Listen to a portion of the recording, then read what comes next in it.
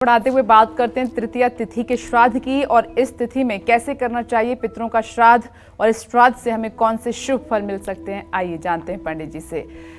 पंडित जी, तृतीया तिथि का श्राद्ध बताइए। इस साल जो पितृपक्ष लग रहा है विपनेश, इसमें 20 सितंबर को तृतीया तिथि का श्राद्ध होगा। जिनके पूर्वज माता पिता तृतीया तिथि को, तृतीया को तीज भी कहते हैं, का जिनका देहांत हुआ है तो उनका तृतीया का श्राद्ध 20 तारीख को किया जाएगा। तृतीया तिथि का श्राद्ध करने से अच्छा स्वास्थ्य, सद्बुद्धि, समृद्धि की प्राप्ति होती है। तृतीया श्राद्ध पर 3 ब्राह्मणों को भोजन कराने का विधान है। श्राद्ध में गंगा जल, तिल, कच्चा दूध, तुलसी, शहद मिश्रित जल से जलांजलि दी जाती है। इसके बाद पितरों का विधिवत पूजन किया जाता है। पितरों के लिए गाय के घी का दीपक जलाया जाता है। ये सब उपाय अगर देखिए, श्राद्ध माने श्रद्धा, श्राद्ध माने श्रद्धा। इसका नाम श्राद्ध इसलिए है कि श्रद्धा से किया जाने वाला कार्य है। आप जितना ही अपने पितरों के लिए श्रद्धा से, देखिए आपके वस्तु के साथ साथ आपका भाव भी होना चाहिए। आपका भाव भी होना चाहिए कि पूर्ण रूपेण हृदय से समर्पित होकर के अगर आप पितरों के लिए श्राद्ध करेंगे तो निश्चित रूप से पितर कल्याण को प्राप्त होंगे। और जब पितर प्रसन्न होते हैं तो उसका स्पष्ट प्रमाण है कि आपके घर में मंगल कार्य शुरू हो जाते हैं, घर की उन्नति हो जाती है, घर से रोग और बीमारी दूर हो जाती है और घर के लोग सुमत के साथ रहना शुरू कर देते हैं। ये पितरों के प्रसन्नता का प्रतीक है। और अगर पितर रुष्ट होते हैं तो शुभ कार्य रुक जाते हैं, वंश वृद्धि रुक जाती है, घर में बीमारी और दरिद्रता बढ़ जाती है और नाना प्रकार के क्लेश और शोक का जन्म हो जाता है। इसलिए ध्यानपूर्वक हम सभी सनातनियों को चाहिए कि इन 15 दिनों के श्राद्ध पक्ष में अगर हमारे माता पिता नहीं हैं तो हमें श्राद्ध में पूरी निष्ठा और पूरे मनोयोग के साथ शास्त्र सम्मत श्राद्ध करना चाहिए। देखिए मैं क्यों कह रहा हूँ शास्त्र सम्मत। भगवान कृष्ण ने गीता में 16वें अध्याय के 24वें श्लोक में अर्जुन से कहा है, तस्मात् शास्त्रम प्रमाणम च कार्य व्यवस्थितौ। जो भी कर्मकांड के अंतर्गत कार्य करना है या जो भी आपको अनुष्ठान परक कार्य करना है वो शास्त्र सम्मति के ही आधार पर करें। ऐसा नहीं कि आपके मन में जो मार्ग जोई सोई कछु भावा, ऐसा नहीं होना चाहिए कि जो आपको अच्छा लगे वो मार्ग है। नहीं, वो शास्त्र सम्मत होना चाहिए। शास्त्र सम्मत अगर कार्य नहीं है तो वो तामसिक कार्य माना जाएगा। तो इस तरह से श्राद्ध के 15 दिनों में हमें अपने पितरों के कल्याण के लिए हर समय भगवान श्री हरि विष्णु से प्रार्थना करनी चाहिए। जय मां विंध्यवासिनी। आगे बढ़ते हुए बात करते हैं चतुर्थी और पंचमी तिथि की श्राद्ध की और इस तिथि पर किया गया श्राद्ध और तर्पण हमें पितरों के आशीर्वाद से कौन कौन से शुभ फल दिलाता है। आइए जान लेते हैं पंडित जी। अब पंडित जी 2 तिथियों का एक साथ ये बताइए। देखिए चतुर्दशी तिथि का श्राद्ध इस वर्ष 21 सितंबर को है, शनिवार का दिन रहेगा। चतुर्थी श्राद्ध को चौथ श्राद्ध के नाम से भी जाना जाता है। चतुर्थी श्राद्ध परिवार के उन मृत सदस्यों के लिए किया जाता है जिनकी मृत्यु चतुर्थी तिथि पर हुई हो। और पंचमी का श्राद्ध 22 सितंबर को है। पंचमी श्राद्ध को कुंवारा पंचमी के नाम से भी जाना जाता है। जो बच्चे या बच्चियां अविवाहित स्थिति में मृत्यु को प्राप्त हो जाते हैं उनका श्राद्ध पंचमी तिथि पर किया जाता है। अविवाहित लड़के या लड़कियों की मृत्यु जिनकी हुई है उनका श्राद्ध पंचमी तिथि पर किया जाता है।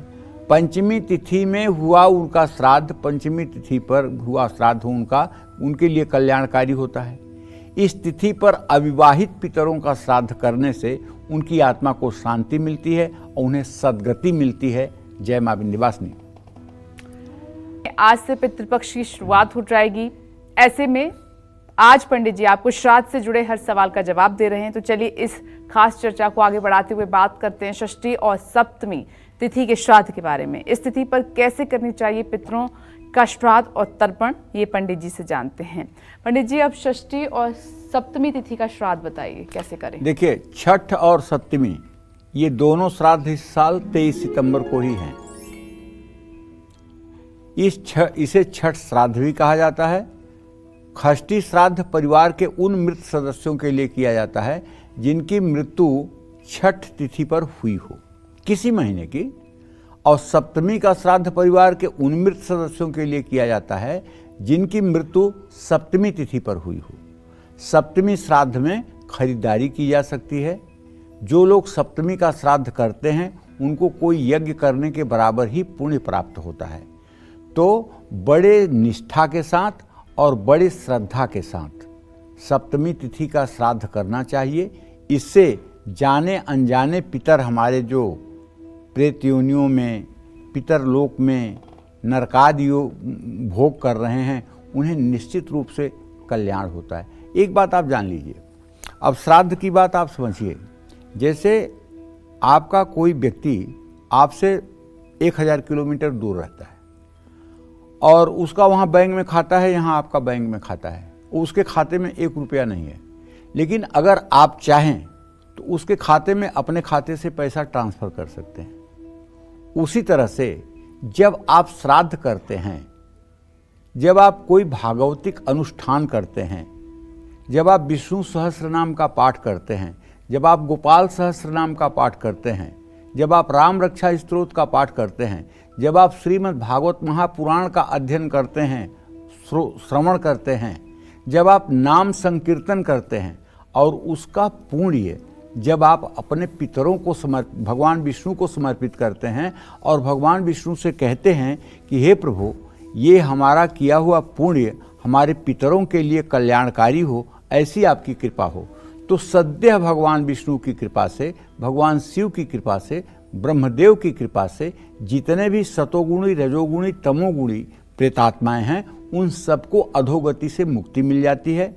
और निश्चित रूप से वो तब आपके ऊपर संतुष्ट होकर के आशीर्वाद की बरसात करते हैं। और जो लोग पितरों का श्राद्ध नहीं करते, जो लोग पितरों का तर्पण नहीं करते, जो लोग 15 दिनों तक शुचितापूर्वक ब्रह्मचर्य का पालन नहीं करते, जो लोग 15 दिनों तक मतलब कि दूसरों के घरों में जाकर के भोजन करते हैं, जो लोग 15 दिनों तक बाहर के बनी हुई वस्तुओं का सेवन करते हैं और पितरों के लिए कोई कार्य नहीं करते हैं और स्वयं सुख से जीवन जीते हैं, ऐसे लोगों के ऊपर पितरों की ऐसी कुपित दृष्टि होती है जिससे सारे सुख में आग लग जाती है और धीरे धीरे दुर्भाग्य अपनी ऐसी काली छाया डाल देता है जिसकी कोई सीमा नहीं। लेकिन एक बात अच्छी तरह से जान लीजिए, आपके परिस्थिति का पूर्ण ज्ञान आपके पितरों को रहता है।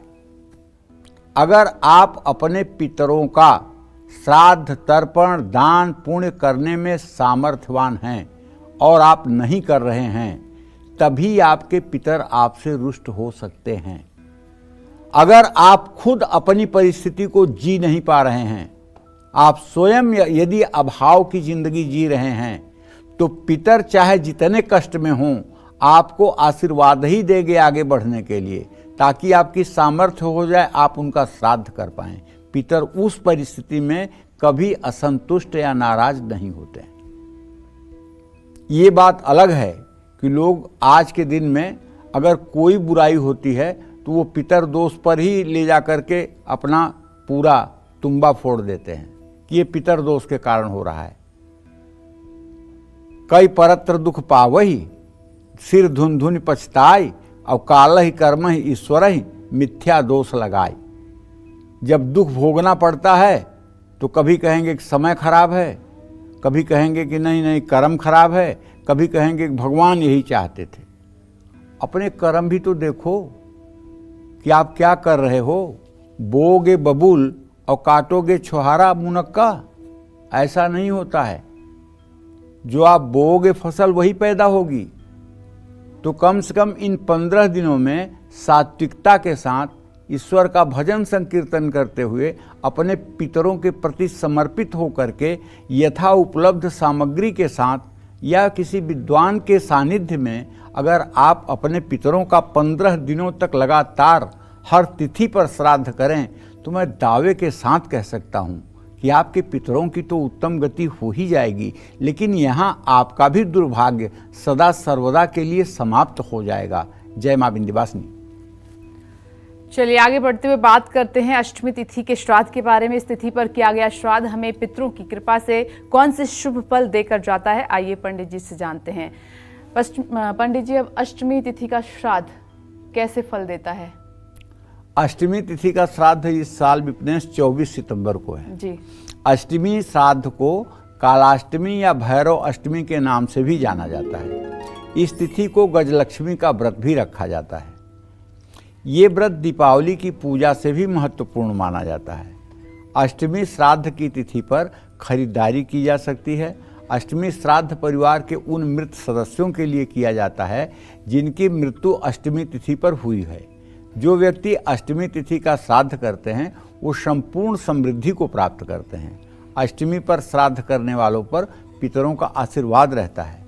इस तिथि में श्राद्ध करने से परिवार में सुख और समृद्धि का वास होता है। अष्टमी श्राद्ध में 8 ब्राह्मणों को भोजन खिलाने का विधान है। इस दिन पितृमंत्र या पितृ सूक्त का पाठ जरूर करवाना चाहिए। जो लोग अपने घरों में इस दिन 108 बार विष्णु सहस्त्र नाम का पाठ करवाते हैं और अपने पितरों के लिए हवन तर्पण मार्जन का आयोजन करते हैं और ब्राह्मण भोजन कराते हैं, उनके पितर निसंदेह प्रसन्न होकर के उनके ऊपर अपने कृपा की बरसात करते हैं। जय माँ विंध्यवासिनी। चलिए डिस्कशन को आगे बढ़ाते हुए बात करते हैं नवमी तिथि के बारे में, नवमी तिथि के श्राद्ध के बारे में। इस तिथि पर किया गया श्राद्ध कैसे हमें मात्र ऋण से मुक्ति दिला सकता है, आइए पंडित जी से जान लेते हैं। पंडित जी बताएं। नवमी तिथि का श्राद्ध जो है ये खास करके मातृनवमी माता के लिए ही किया जाता है और इस दिन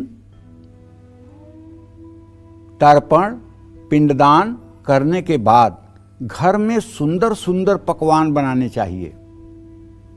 पूड़ी, सब्जी, खीर, ये सब सारी अच्छी अच्छी वस्तुएं प्रसन्नता के साथ महिलाएं शुद्धता से तैयार करें और इसे एक थाली में रख करके पहले माता के लिए निकाला जाए, गाय को खिलाया जाए, कुत्ते और कौवे को खिलाया जाए।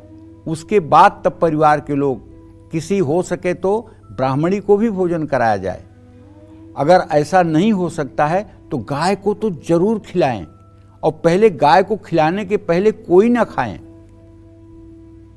अगर ये नवमी का श्राद्ध इस तरह से बन गया तो आप मान लीजिए कि आपके कुल की जितनी माताएं हैं सबको इस श्राद्ध से बड़ी संतुष्टि मिलेगी। नवमी श्राद्ध जो है परिवार के उन मृत सदस्यों के लिए किया जाता है जिनकी मृत्यु नवमी तिथि पर हुई है। इसके साथ ही जिस महिला की मृत्यु सुहागिन हुई है उसका श्राद्ध नवमी तिथि पर किया जाता है। ये तिथि माता का श्राद्ध करने के लिए भी उत्तम है। इस तिथि में पितरों का श्राद्ध करने से कुल की सभी दिवंगत महिलाओं का श्राद्ध हो जाता है। इस दिन मातृ ऋण से भी मुक्ति पाई जा सकती है। लेकिन हमारे शास्त्र में लिखा हुआ है कि जब कोई व्यक्ति मृत हो जाता है तो 11वें दिन उसके लिए जो है एक वृक्षोत्सर्ग, एक श्राद्ध है वृक्षोत्सर्ग, वो किया जाता है। वो उन लोगों के लिए किया जाता है, पुरुषों के लिए, और उन महिलाओं के लिए किया जाता है जो महिलाएं सुहागिन नहीं मरी हैं। और जो महिलाएं सुहागिन मरी हैं, जिन महिलाओं का पति जीवित है और उसके पहले मरी हैं, उनके लिए कोई एकादश श्राद्ध की जरूरत नहीं है। वो खुद मुक्त हैं, वो स्वयं मुक्त हैं। उनको कहीं कोई इतर पितर लोक में नहीं जाना है। उनकी आत्मा सीधे अगर कम से कम भी जाएगी तो स्वर्ग तक जाएगी, इसमें कोई संदेह नहीं है। इसीलिए प्रायः स्त्रियां कहती हैं, प्रायः स्त्रियां, सभी की बात नहीं कर रहा हूं, प्रायः कह रहा हूं, प्रायः स्त्रियां यही कहती हैं, महाराज जी मैं सुहागिन मरना चाहता हूं, चाहती हूं, मैं सुहागिन जाना चाहती हूं, बस यही आप मतलब कि बता दीजिए। तो ये जानना चाहती हैं कि सुहागिन मरने में बड़ा लोग अपना सौभाग्य मानते हैं, ऐसा शास्त्रों में भी कहा गया है। जय माँ विंध्यवासिनी। चलिए अब बात करते हैं दशमी तिथि के श्राद्ध की। इस तिथि पर श्राद्ध के अलावा कौन सा अध्याय आप कर सकते हैं, आइए पंडित जी से जानते हैं। पंडित जी बताएं। देखो,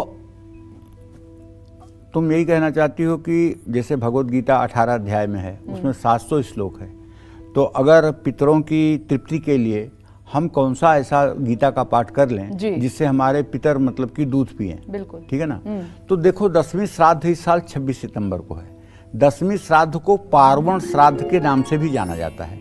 जिन पितरों की मृत्यु इस तिथि में हुई है उनका श्राद्ध 10वीं तिथि पर करना चाहिए। 10वीं श्राद्ध पर पिंडदान और तर्पण करने से पितरों को स्वर्गलोक की प्राप्ति होती है। 10वीं श्राद्ध में पितरों को जल अर्पित करना शुभ होता है। इस दिन गीता के 10वें अध्याय का पाठ जरूर करना चाहिए। 10वीं तिथि का श्राद्ध करने वाला व्यक्ति माँ लक्ष्मी की संपूर्ण कृपा से सराबोर रहता है। जय माँ विंध्यवासिनी। चलिए हम आगे बढ़ते हैं और अब बात करते हैं एकादशी तिथि के श्राद्ध के बारे में। इस तिथि पर किया गया श्राद्ध आपको कौन से शुभ फल देकर जाता है, आइए जानते हैं। पंडित जी बताएं। इस साल पितृपक्ष में एकादशी तिथि का श्राद्ध 27 सितंबर को है। एकादशी के श्राद्ध को 11 श्राद्ध भी कहा जाता है। एकादशी का श्राद्ध परिवार के उन मृत व्यक्तियों के लिए किया जाता है जिनकी मृत्यु किसी एकादशी तिथि पर हुई है। एकादशी तिथि की मृत्यु जो है बहुत उत्तम मानी जाती है। एकादशी भगवान श्री हरि विष्णु के लिए सबसे उत्तम और सबसे पवित्र तिथि है। एकादशी का व्रत करने वाले व्यक्ति का अगर कोई मुंह देख लेता है तो उसके सारे पाप ताप नष्ट हो जाते हैं। एकादशी का व्रत करने वाला व्यक्ति, अरे एकादशी का तो इतना महात्मा है कि अम्बरीश जी एकादशी का व्रत करते थे और दुर्वासा जी उनके बिना गलती के कुपित होकर के और अपने दाढ़ी का एक बाल तोड़कर कृत्या पैदा कर दिए और हाथ जोड़ करके खड़े हुए हैं। अम्बरीश जी चक्रवर्ती सम्राट हैं। तत्काल भगवान का चक्र सुदर्शन आकर के दुर्वासा को भगाने लगा पूरे लोक में। तो दुर्वासा जैसे ऋषि एकादशी का व्रत करने वाले अम्बरीश के सामने जाकर के नाक रगड़े हैं। आप विश्वास करिए, ये श्रीमद् भागवत महापुराण की कथा है, आप भी पढ़ के देखिएगा। तो एकादशी का व्रत तो अपने आप में सर्वोत्तम है, लेकिन ये व्रत महिलाओं को तब करना चाहिए जब उनके पति के द्वारा आज्ञा हो जाए या उनका पति भी एकादशी का व्रत करता हो। बिना पूछे एकादशी का व्रत महिलाओं को नहीं करना चाहिए। बिना पति की आज्ञा के एकादशी का व्रत महिलाओं को नहीं करना चाहिए। और जो पुरुष एकादशी का व्रत करते हैं, मैं दावे के साथ कह सकता हूँ, इनको लेने के लिए यमदूत नहीं, इनको लेने के लिए भगवान के पार्षद आते हैं। इसमें कोई संदेह नहीं करना चाहिए। जय माँ विंध्यवासिनी। चलिए बात करते हैं द्वादशी तिथि के श्राद्ध के बारे में। इस तिथि पर किन लोगों का श्राद्ध किया जाता है, आइए जान लेते हैं। बताएं पंडित जी। द्वादशी तिथि का श्राद्ध 29 सितंबर को है। द्वादशी श्राद्ध को द्वादशी श्राद्ध के नाम से भी जाना जाता है। जिन पितरों की मृत्यु किसी महीने की द्वादशी तिथि में हुई है उनका श्राद्ध द्वादशी तिथि में ही होगा। द्वादशी तिथि में जरूरतमंद लोगों को अन्न और धन का दान करना चाहिए। पिंडदान तर्पण के साथ पितरों के नाम से भगवत गीता के 10वें अध्याय का पाठ करना चाहिए। साधु संतों का श्राद्ध द्वादशी तिथि में ही करना चाहिए।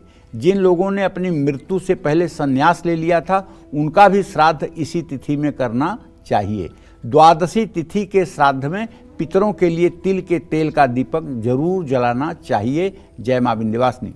चलिए बिना वक्त गवाए बात करते हैं त्रयोदशी तिथि के श्राद्ध के बारे में। इस तिथि पर किन लोगों का श्राद्ध किया जाता है, आइए जानते हैं पंडित जी से। पंडित जी अब त्रयोदशी का श्राद्ध बताइए। त्रयोदशी का श्राद्ध इस साल 13 सितंबर को है। त्रयोदशी का श्राद्ध 30 सितंबर, हाँ 30 सितंबर को है, क्षमा करें। त्रयोदशी का श्राद्ध कई जगह 13 श्राद्ध के नाम से भी जाना जाता है। त्रयोदशी तिथि में उन बच्चों का श्राद्ध करने का विधान है जिनकी मृत्यु की तिथि का पता न हो। इसके अलावा जिन लोगों की मृत्यु त्रयोदशी तिथि पर हुई है उनका भी श्राद्ध इसी तिथि में किया जाना चाहिए। और एक बात बताऊं, जो लोग जाने अनजाने में गर्भपात के शिकार हुए हैं उन्हें भी त्रयोदशी तिथि पर उन जीवों के लिए श्राद्ध करना चाहिए। और नहीं श्राद्ध करेंगे ना, इतना भुगतना पड़ेगा कि फिर मतलब कि कोई रास्ता नहीं बचेगा। अब जैसे कोई आदमी क्रिमिनल है और अपराध कर दिया तो उसको फांसी की सज़ा मुकदमा चलते चलते 20 साल में होती है। तो ऐसा नहीं कि आज आपने पाप किया है तो आज ही फल भोगना पड़ेगा। फल भोगने में हो सकता है समय लगे, लेकिन पाप अगर किया है तो फल आएगा। हाँ, एक रास्ता है कि जैसे फांसी की सज़ा हो गई तो राष्ट्रपति के यहाँ आप क्षमा प्रार्थना के लिए कह सकते हैं। उसी तरह से यदि आप श्राद्ध कर रहे हैं और भगवान से क्षमा प्रार्थना के लिए दिन रात प्रार्थना कर रहे हैं और पश्चाताप में जल रहे हैं तो वो माफ़ भी कर सकते हैं। प्रभु सामर्थ्यवान हैं। तो त्रयोदशी तिथि का श्राद्ध करने के लिए दोपहर का मुहूर्त ही शुभ होता है। जय मां विंध्यवासिनी। चलिए बात करते हैं चतुर्दशी तिथि के श्राद्ध के बारे में। इस तिथि पर कुछ खास पितरों के श्राद्ध का विधान है। कौन से हैं वो पितर, आइए पंडित जी से जानते हैं। पंडित जी जल्दी से बताइए। चतुर्दशी तिथि का श्राद्ध 1 अक्टूबर को है। चतुर्दशी श्राद्ध को घायल चतुर्दशी, चौदस चतुर्दशी या घाट चतुर्दशी भी कहा जाता है। लेकिन चतुर्दशी तिथि में कोई आदमी शस्त्र से मारा गया हो, तलवार से या बंदूक से, या जहर पिला के जिसकी मृत्यु हुई हो, या एक्सीडेंट में जो मरा हो, या जिसने सुसाइड किया हो, आत्महत्या किया हो, ऐसे व्यक्ति का श्राद्ध अगर चतुर्दशी तिथि पर किया जाए तो निश्चित रूप से उसके आत्मा का कल्याण होता है। कुल मिलाकर अगर अकाल मृत्यु हुई है तो चतुर्दशी तिथि का श्राद्ध बहुत जरूरी है। जिनकी सामान्य मृत्यु चतुर्दशी तिथि में हुई है उनका भी श्राद्ध आप इस तिथि में ना करते हुए अमावस्या तिथि पर करें। कूर्म पुराण के अनुसार चतुर्दशी तिथि को श्राद्ध करने से अयोग्य संतान की प्राप्ति होती है। इस तिथि पर श्राद्ध करने से श्राद्ध करने वाले के भविष्य में कई तरह के विवादों का भी सामना होता है। इसलिए इस श्राद्ध में केवल दुर्घटना में मरे लोगों का ही श्राद्ध करना चाहिए। जय मां विंध्यवासिनी। चलिए अब करते हैं अमावस्या तिथि के श्राद्ध के बारे में बात। इस तिथि का श्राद्ध क्यों सबसे ज्यादा महत्व रखता है, आइए पंडित जी से जानते हैं। पंडित जी अब अमावस्या श्राद्ध के बारे में बताइए। देखिए, अमावस्या तिथि का श्राद्ध जो है 2 अक्टूबर को है। किसी कारण से अगर आप पितृपक्ष की अन्य तिथियों में अपने पितरों का श्राद्ध नहीं कर पाए हैं, या आपको अपने पूर्वजों के मृत्यु की तिथि का ज्ञान नहीं है, या आप भूल चुके हैं कि कौन से पितर किस तिथि में मृत्यु को प्राप्त हुए हैं, ऐसे में इस तरह का श्राद्ध अमावस्या तिथि पर आप सर्व पितृ अमावस्या के दिन कर सकते हैं। इसको पितृ विसर्जन अमावस्या भी कहते हैं। कुल के सभी पितरों का, जितने भी प्रकार के पितरों का हमने आपसे वर्णन किया है, उन सभी के लिए श्राद्ध आप अमावस्या तिथि को कर सकते हैं और सबको उससे कल्याण की प्राप्ति होगी। जिन लोगों की मृत्यु पर संस्कार नहीं हुआ है, संस्कार माने जो संस्कार 13 दिनों के होने चाहिए वो नहीं हुआ है, या कोई गुमशुदा व्यक्ति जो 12 वर्षों के बाद आपने मृतक मान करके और उसका 3 रात्रों में आपने त्रिरात्रि का कार्यक्रम किया है, उन सभी का श्राद्ध अमावस्या तिथि पर ही करना चाहिए। और चाहे आप रोज श्राद्ध करते हों, लेकिन यदि आप अमावस्या तिथि पर श्राद्ध नहीं करेंगे तो आपका सारा किया हुआ श्राद्ध असफल हो जाएगा। और यदि आप अमावस्या तिथि पर श्राद्ध कर लेते हैं तो सारी अपूर्णता पूर्णता के रूप में परिवर्तित हो जाएगी। श्राद्ध करने से, अमावस्या तिथि पर श्राद्ध करने से ज्ञात अज्ञात पितृ संतुष्ट हो जाते हैं। अमावस्या तिथि का श्राद्ध करने से सभी मनोकामनाएं पूर्ण हो जाती हैं, पितर दोष से मुक्ति मिल जाती है।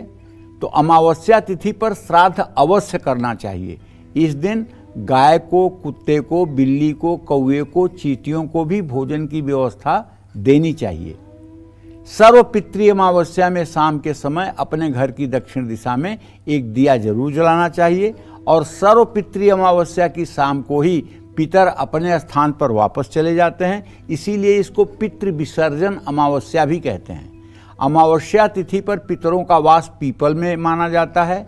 ऐसे में इस दिन पीपल के पेड़ में जल अर्पित जरूर करना चाहिए, और पितृ सूक्त का पाठ अगर हो सके तो जरूर करना चाहिए। जय मां विंध्यवासिनी। पंडित जी, आपका बहुत बहुत धन्यवाद इतनी अहम धन्यवाद। जानकारी देने के लिए। इसी के साथ उम्मीद करते हैं कि आज का विषय हमारा आपको बहुत पसंद आया होगा। कल फिर एक नए विषय और आपकी परेशानियों को दूर करने के लिए ढेरों उपाय लेकर आएंगे हम पंडित सुरेश पांडे जी के साथ। तब तक के लिए कालचक्र की टीम को दीजिए इजाजत और देश और दुनिया की खबरों के लिए आप देखते रहिए न्यूज़ 24। नमस्कार।